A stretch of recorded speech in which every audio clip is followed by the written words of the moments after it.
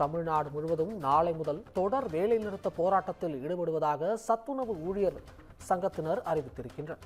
பணிக்கொடையாக 5 லட்சம், சமையல் உதவியாளர்களுக்கு 3 லட்சம் ரூபாய் என வழங்கப்போவதாக வந்த அறிவிப்பை அடுத்து அது தற்பொழுது வழங்கவில்லை என கோரி, அதாவது திமுக அரசின் வாக்குறுதி எண்ணான 313ஐ நிறைவேற்ற கோரி இந்த வேலைநிறுத்த போராட்டத்தில் அவர்கள் ஈடுபடுவதாக அறிவித்திருக்கின்றனர். இது குறித்து கூடுதல் விவரங்களை வழங்குவதற்காக நம்முடன் சிறப்பு செய்தியாளர் காயத்ரி இணைந்திருக்கிறார். வணக்கம் காயத்ரி, கூடுதல் விவரங்களை பதிவு செய்யலாம். வணக்கம் அபிஷேக். சத்துணவு ஊழியர்கள் நாளை முதல் வேலை நிறுத்த போராட்டத்தில் ஈடுபட உள்ளதாக அறிவிப்பு வெளியிட்டிருக்கின்றனர்.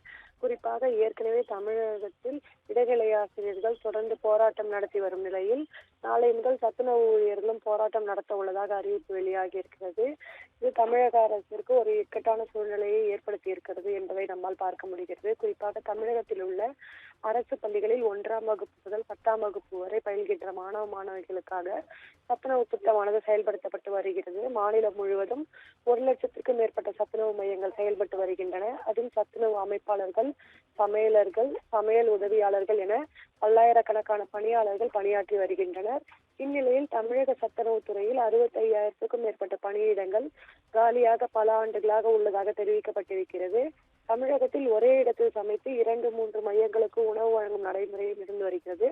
இதனால் சத்துணவு பணியாளர்கள் கடும் மன உளைச்சல் இருப்பதாகவும், அண்மை காலமாகவே சத்துணவு ஊழியர்கள் தங்களது கோரிக்கைகளை முன்வைத்து போராட்டத்தில் பல்வேறு மாவட்டங்களில் ஈடுபட்டு வருகின்றனர்.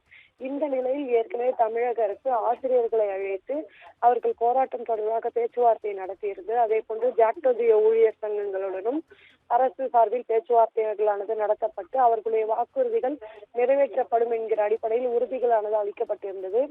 ஆனால் தமிழ்நாடு சத்துணவு ஊழியர் சங்கத்தினருக்கு எந்தவித ஒரு அறிவிப்பும் வெளியிடப்படவில்லை என்று தெரிவிக்கப்பட்டிருக்கிறது. இதனால் சங்கத்தினர் மன உளைச்சலில் இருப்பதாகவும், தமிழ்நாடு சத்துணவு ஊழியர் சங்கத்தினர் வரையறுக்கப்பட்ட காலமுறை ஊதியம், குடும்ப பாதுகாப்புடன் கூட்டிய குறைந்தபட்ச ஓய்வூதியமாக 7,850 ரூபாய் வழங்க வேண்டும், பணிக்கொடையாக 5 லட்சம் ரூபாய் வழங்க வேண்டும் உள்ளிட்ட கோரிக்கைகளை முன்னெடுத்து தொடர்ந்து போராட்டத்தில் ஈடுபட்டு வருகின்றனர். எனவே இந்த கோரிக்கைகள் தொடர்பாக எந்த ஒரு முடிவும் எட்டப்படாத காரணத்தினால் நாளை முதல் தொடர் போராட்டத்தில் ஈடுபட உள்ளதாக சத்துணவு ஊழியர்கள் அமைப்பினர் சார்பில் தற்பொழுது அறிவிப்பானது வெளியிடப்பட்டிருக்கிறது. அபிஷேக்,